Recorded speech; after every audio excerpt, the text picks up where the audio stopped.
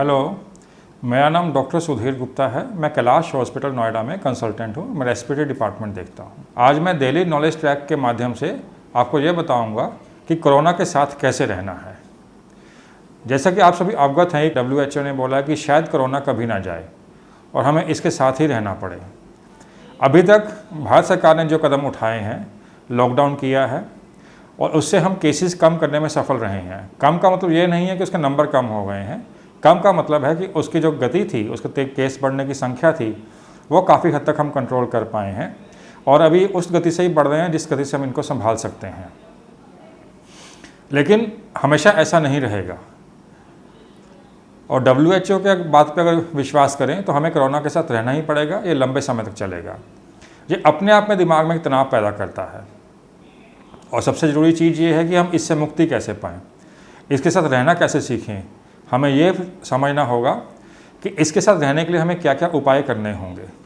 सबसे पहली बात है कि इसके साथ घबराना नहीं है। हमें पैनिक नहीं करना कि अगर कोरोना के साथ हैं, कोरोना हमारे साथ ही रहेगा, जाएगा नहीं, ख़त्म नहीं होगा, तो उसे पैनिक ही नहीं होना, बिल्कुल भी घबराना नहीं है। बल्कि ये समझना है कि इससे हम अपना बचाव कैसे करें। जो यंग हैं, एडोलेसेंट्स हैं, टीन्स हैं, इन सब के लिए तो बहुत आसान है, इनकी इम्यूनिटी अच्छी होती है। प्रॉब्लम होती है जो बुज़ुर्ग हैं या बच्चे हैं, उनमें कोरोना का असर बुज़ुर्गों में ख़ास तौर से ज़्यादा आता है और ख़ास तौर से उन बुज़ुर्गों में जिनमें कोई ना कोई और समस्या होती है, जैसे ब्लड प्रेशर होता है, शुगर होती है, कोई कैंसर का मरीज़ है या किसी और तरीके से शारीरिक रूप से अक्षम है। उनमें कोरोना ज़्यादा भयंकर रूप लेता है। लेकिन जो यंग हैं, उनमें कोरोना आम तौर पर यंग व्यक्ति उसको टॉलरेट कर लेता है, उसमें मृत्यु दर भी काफ़ी कम है।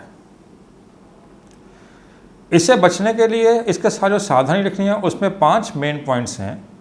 पहला पॉइंट ये है कि फिजिकल डिस्टेंसिंग या सोशल डिस्टेंसिंग, आप कैसे भी कह लीजिए, इसकी प्रैक्टिस हमें हर एक को करनी होगी। फिजिकल डिस्टेंसिंग का मतलब है कि किसी दूसरे व्यक्ति से हम करीब करीब 1 मीटर दूर तक रहें। इतना डिस्टेंस हमारे बीच में होना चाहिए। अब ये 1 मीटर कितना होता है? हमारी जो बाजू की लेंथ है, जो बाजू की लंबाई है, लगभग 3 फुट होती है, यानी कि 1 मीटर। अगर आप इतनी दूरी दूसरे व्यक्ति के साथ मेंटेन कर सकते हैं तो ये अच्छी बात है। इससे कोरोना जो है एक व्यक्ति से दूसरे व्यक्ति में फैलने की संभावना काफ़ी कम हो जाएगी। दूसरी चीज़ है अपने हाथ साफ रखना। घर से निकलते समय, कहीं जाते समय या कहीं जाकर और वापस घर आके साबुन और पानी से हाथ धोइए। इससे जो आपके हाथ के ऊपर जो मैल है, जो गंद लगा हुआ है, जो कोरोना वायरस है या किसी और भी तरह के बैक्टीरिया है, वो साफ़ हो जाएंगे और इससे संक्रमण का खतरा काफ़ी कम हो जाएगा। तीसरी चीज़ है कि इधर उधर की चीज़ों को ना छूना। आदत होती है, मैंने कई लोगों को देखा है, कहीं भी जाएंगे तो हर चीज़ में हाथ लगा के देखेंगे, हर चीज़ को उठाकर देखेंगे, या कभी यहाँ हाथ लगा रहे हैं, कभी वहाँ हाथ लगा रहे हैं। तो उस चीज़ को अवॉइड करना होगा, उससे बचना होगा और अगर ऐसी आदत है तो उसको बदलना होगा। जो हम रेगुलरली सरफेस यूज़ करते हैं, जैसे टेबल टॉप हो गया, डोर नॉब्स हो गई, डोर हैंडल्स हो गए, उनकी बार बार सफाई करनी होगी।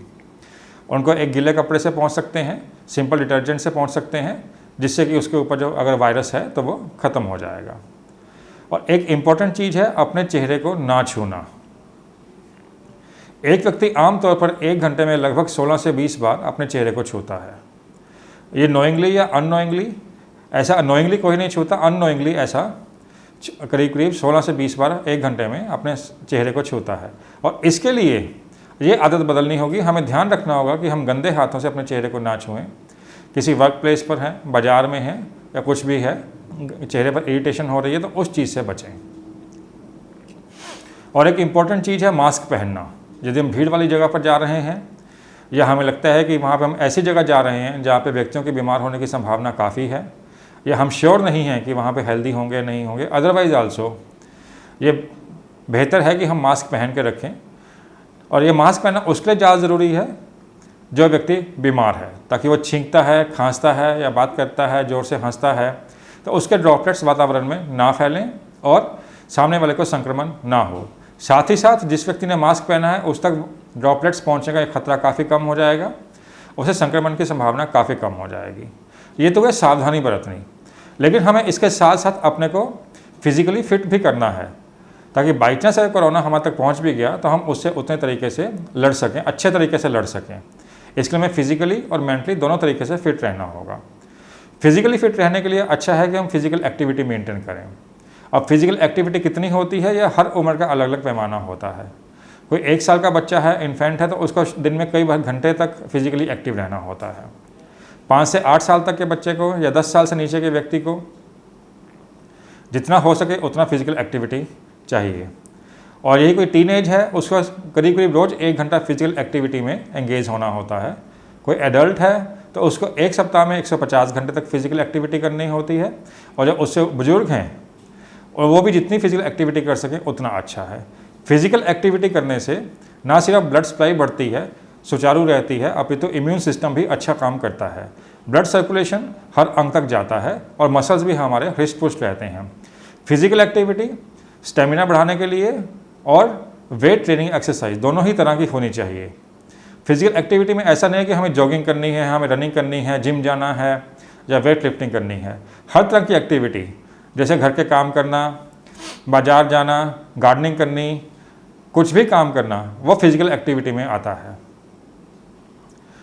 और बुजुर्गों में फिजिकल एक्टिविटी खास तौर से इम्पॉर्टेंट है कि उससे उनकी मांसपेशियां मजबूत रहती हैं और हड्डी भी मजबूत रहती है, जिससे उनके गिरने के खतरे कम हो जाते हैं। उनका बैलेंस सिस्टम अच्छा रहता है ताकि वो इम्बैलेंस होकर ना गिरें और फ्रैक्चर से बच जाएं।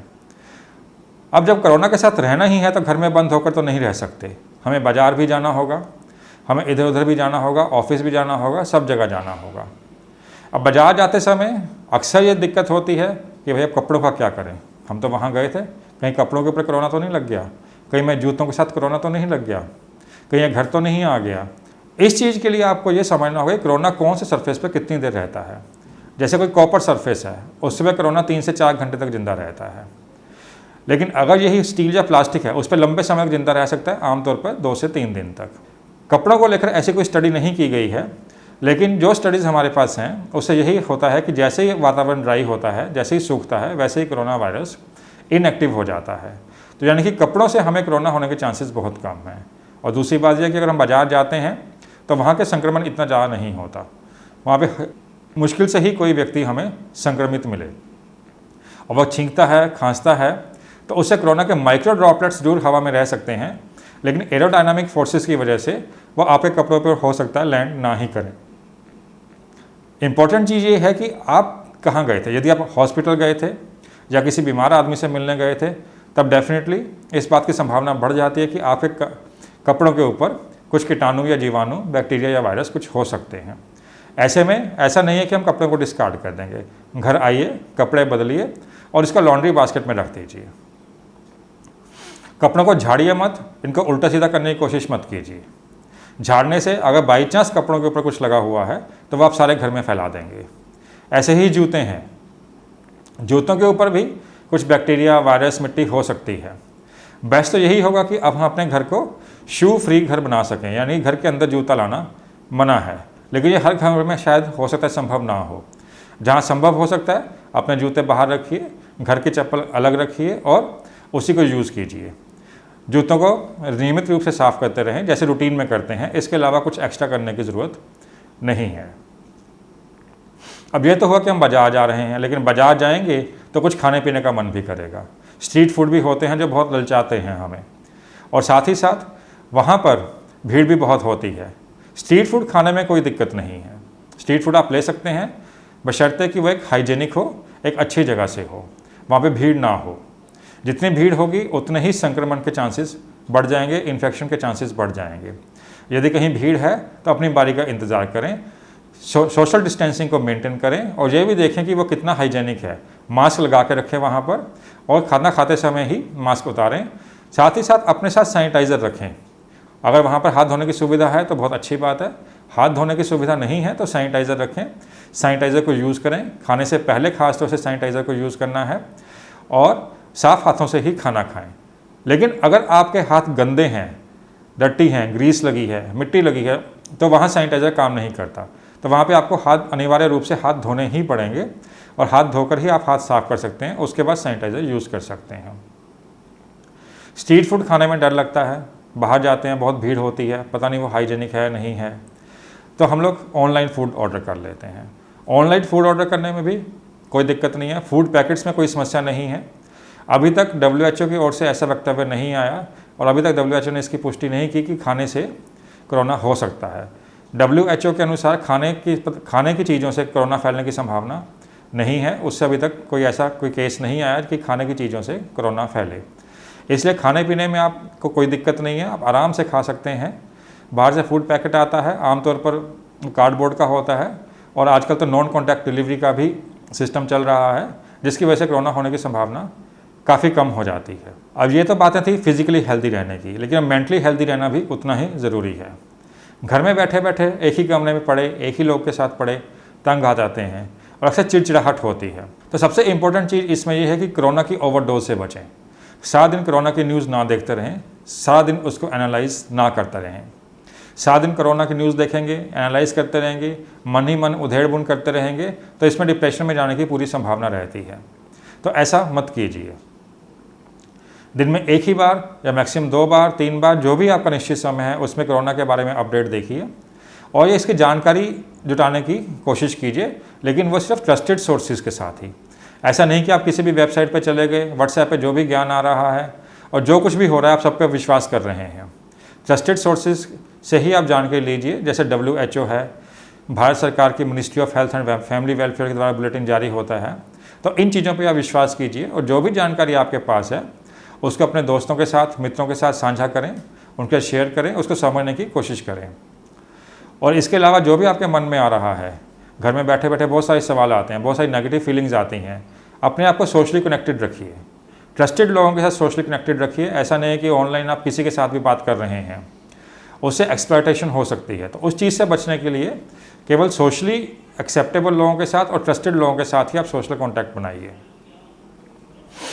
और जब ऑनलाइन आप जाते हैं, बात करते हैं, तब ध्यान रखें अपनी वेशभूषा के ऊपर, क्योंकि ऐसा इनअप्रोप्रिएट क्लोथिंग में आपको दिक्कत हो सकती है, कोई दूसरा व्यक्ति उसको मिसयूज़ कर सकता है। तो उन चीज़ों को खास तौर से आप अवॉइड कीजिए। ऑनलाइन टीचिंग चल रही है, क्लासेस चल रही हैं, तो उसको ये नहीं कि आप उठे और बेडरूम से ही ऑनलाइन क्लास ज्वाइन कर ले। अपना बाकायदा पूरा तैयार होकर उसको ऑनलाइन क्लास ज्वाइन कीजिए और बेडरूम से उसको ज्वाइन ना कीजिए। आप तो एक अलग से एरिया बनाइए जहाँ पर बैठकर आप ऑनलाइन क्लास ज्वाइन कर सकते हैं। वो आप स्टडी टेबल भी हो सकता है, स्टडी रूम भी हो सकता है, लेकिन ऐसा नहीं है कहीं पर भी बैठ के आपने अपनी क्लास ज्वाइन कर ली है। उस क्लास के बाद अपने यारों से, दोस्तों से, मित्रों से उसके बारे में डिस्कस कीजिए, सिलेबस डिस्कस कीजिए, पढ़ाई की बात कीजिए, तो उससे आप स्वस्थ रहेंगे। अब पढ़ाई के बाद ऐसा तो नहीं है कि आप घर में ही बैठे रहेंगे। बच्चे हैं, बच्चे तो पार्क में जाना भी मांगते हैं, खेलना भी मांगते हैं, हर तरह की एक्टिविटी मांगते हैं, तो उनको पार्क में जाने से मत रोकिए। लेकिन इस बात का ध्यान रहे कि पार्क में वो फिजिकल डिस्टेंसिंग के रूल का पालन करें। ऐसा नहीं कि आपस में कबड्डी कर रहे हैं, आपस में घुल मिल रहे हैं, एक दूसरे के ऊपर गिर रहे हैं, ऐसा नहीं करना है। वहाँ जाके कोई भी ऐसी गेम कीजिए, कोई भी एक्सरसाइज कीजिए, कुछ भी खेलिए, लेकिन सोशल डिस्टेंसिंग के नियमों का पालन कीजिए। यही चीज़ एथलीट्स के ऊपर भी लागू होती है। ओलंपिक्स सिर पे खड़े हैं, इस साल तो पोस्टपोन हो गए, अगले साल होने की संभावना है, और भी बहुत सारी गेम्स हैं जिसके लिए एथलीट्स तैयारी कर रहे हैं। तो उनको भी इस चीज़ का ध्यान रखना है कि प्रैक्टिस करते समय सोशल डिस्टेंसिंग का पालन करना है, हैंड हाइजीन का पालन करना है, ताकि उनके बीमार होने की संभावना कम से कम रहे। घर से बाहर जाएंगे, ऑफिस के लिए जा रहे हैं, कहीं भी जा रहे हैं, पब्लिक ट्रांसपोर्ट भी यूज़ करना पड़ सकता है, प्राइवेट ट्रांसपोर्ट भी हो सकता है, और जहाँ जा रहे हैं वहाँ भी भीड़ हो सकती है। तो ऐसे में मास्क भी एक इम्पॉर्टेंट चीज़ बन जाती है। जब हम भीड़ में होते हैं, मास्क पहन के रखिए। हमें नहीं पता कौन व्यक्ति बीमार है या कौन व्यक्ति बीमार नहीं है, कौन कब छींकेगा, कब खांसेगा। मास्क पहनने से काफ़ी फ़ायदा होगा। आम पब्लिक को मेडिकल मास्क की ज़रूरत नहीं है, वॉशेबल होममेड मास्क भी इफ़ेक्टिव हैं। अभी कुछ दिन पहले ही आपने ध्यान दिया होगा, ministry of health and family welfare की तरफ से एक गाइडलाइन भी आई थी कि आप होममेड मास्क कैसे बना सकते हैं। उसको फॉलो कीजिए, घर पर मास्क बनाइए, वॉशेबल मास्क रहेगा, जेब में 2, 3, 4 जितनी आपको ज़रूरत है उतने मास्क रखिए, घर आइए उसको धो दीजिए, सुखा लीजिए धूप में, और वो यूज़ के लिए दोबारा तैयार है। लेकिन यदि आप किसी संक्रमित जगह पर जाते हैं, जैसे हॉस्पिटल में जा रहे हैं या बहुत ही भीड़ वाली जगह पर जा रहे हैं जहाँ पे संक्रमण के चांसेस, इन्फेक्शन के चांसेस काफ़ी रहते हैं, तो वहाँ पे आप मेडिकल मास्क यूज़ कर सकते हैं। रीयूजेबल मास्क आप बार बार यूज़ कर सकते हैं, लेकिन कोई सिंगल यूज़ मास्क है तो उसको दोबारा यूज़ करने की कोशिश ना करें, बल्कि आप अपने उससे मास्क दोबारा यूज़ करते हुए आप अपने आप को इन्फेक्शन के चांसेस बढ़ा सकते हैं। मास्क की हैंडलिंग ध्यान से करें। मास्क के अंदर के सरफेस को ना छुएं। वो सरफेस जो आपके मुंह को टच करता है उसको ना छुएं। अभी तो बाहर के सरफेस को भी ना छुएं। मास्क को साइड से हैंडल करें। जब मास्क के बाहर के सरफेस को छूते हैं तो अपने हाथ अपने संक्रमित कर लेते हैं, इन्फेक्टेड कर लेते हैं, जिससे उस सरफेस के ऊपर जो बैक्टीरिया और वायरस हैं वो आपके हाथों तक पहुंच जाएंगे। मास्क टच करते समय, मास्क पहनते समय और मास्क उतारते समय और उतारने के बाद अपने हाथ जरूर धोएं। साबुन पानी से धोएं, सैनिटाइज़र यूज़ करें। मास्क को छूने से पहले, मास्क को उतारने से पहले और मास्क को उतारने के बाद, इन 3 जगह पर आपको हाथ धोने ज़रूरी हैं। हाथ धोएंगे उसके बाद ही मास्क को टच करेंगे तो उससे इन्फेक्शन चांसेस कम हो जाएंगे। भीड़ वाली जगह पर जाते हैं या किसी अनजान जगह पर जाते हैं जिसके कोरोना स्टेटस के बारे में हमें नहीं पता, तो भारत सरकार द्वारा लॉन्च की गई आरोग्य सेतु ऐप बहुत ही अच्छी है। अपने स्मार्टफोन में इंस्टॉल कीजिए और इसमें अपना डाटा भरिए। ये आरोग्य सेतु जीपीएस और ब्लूटूथ के माध्यम से काम करता है। जब कहीं जाएंगे तो इसमें कई फैसिलिटी हैं जो आपको बता देंगे जिस एरिया में आप जा रहे हैं वहाँ पे 500 मीटर, 1 किलोमीटर, 2 किलोमीटर, 10 किलोमीटर के दायरे में कितने पेशेंट इन्फेक्टेड हैं, कितने लोग हाई रिस्क हैं। तो आप इससे ये जानकारी जुटा सकते हैं, उसके अनुसार अपना निर्णय ले सकते हैं कि उस एरिया में आपको जाना है या नहीं जाना। जाना है तो क्या क्या सावधानी बरतनी होगी और कितना सावधान होकर जाना है। तो इससे आप अपने आप को इन्फेक्शन के चांसेस कम कर सकते हैं। कहते हैं ना कि फोरवार्न्ड इज़ फोरआर्म्ड। तो फोरवार्न्ड इज़ फोरआर्म्ड का मतलब यही होता है कि जिसको अगर पहले से ही जानकारी है तो उससे बचाव के अच्छे उपाय कर सकता है और नुकसान से बच सकता है। तो आरोग्य सेतु ऐप भी इसी दिशा में बहुत अच्छी पहल है, इसका इस्तेमाल ज़रूर कीजिए। आमतौर पर इस बात की प्रश्न रहता है कि हम ऐसे क्या डाइट खाएं या ऐसा क्या खाएं जिससे कि हमारी इम्यूनिटी बूस्टअप हो। इम्यूनिटी बढ़ाने के लिए कोई ऐसा स्पेशल डाइट नहीं होती। उसके सबसे इंपॉर्टेंट चीज़ होती है कि अपने डाइटरी बैलेंस को मेंटेन करना, फिजिकल एक्टिविटी को मेंटेन करना। डाइटरी बैलेंस में पौष्टिक आहार खाइए, न्यूट्रिशियस डाइट लीजिए, फल सब्जियां खूब खाइए, हरी सब्जियां जितना हो सकता है रूटीन में खाइए और फ्रूट्स भी आप अपने मौसम के अनुसार जो भी फ्रूट्स अवेलेबल हैं उनकी एक निश्चित मात्रा का सेवन कीजिए। जंक फूड जहाँ तक हो सके अवॉइड कीजिए। जंक फूड वैसे भी सेहत के लिए अच्छा नहीं है, लेकिन ठीक है कभी कभी खाया जा सकता है तो उसमें कोई हर्ज भी नहीं है। पौष्टिक आहार लीजिए, नियमित आहार लीजिए। अक्सर होता है कि जब घर में रहते हैं या वर्क फ्रॉम होम होता है तो खाने की आदतें बदल जाती हैं, समय बदल जाता है, रूटीन बदल जाती है। तो उस रूटीन को मेंटेन कीजिए। अपना ब्रेकफास्ट, लंच, डिनर जो कुछ भी है उससे नियमित समय के अनुसार ही कीजिए ताकि आपके बॉडी को उस हिसाब से काम करने के लिए एनर्जी मिलती रहे और आप एक्टिव रहें। जब खाने पीने की समय परिवर्तन होता है या डाइटरी हैबिट्स बदलती हैं तब वो नुकसान करती हैं। तो पौष्टिक आहार, बैलेंस्ड डाइट और नियमित रूप से भोजन लीजिए, इससे इम्यूनिटी भी अच्छी बनी रहेगी। इन सब चीज़ों को समराइज़ करते हुए मैं कुछ बातें रिपीट करना चाहूँगा। अपने आप को बचाना कैसे है? सोशल डिस्टेंसिंग का पालन करें, उसकी आदत बनाएं। हैंड हाइजीन मेंटेन करें। चेहरे को ना छुएं।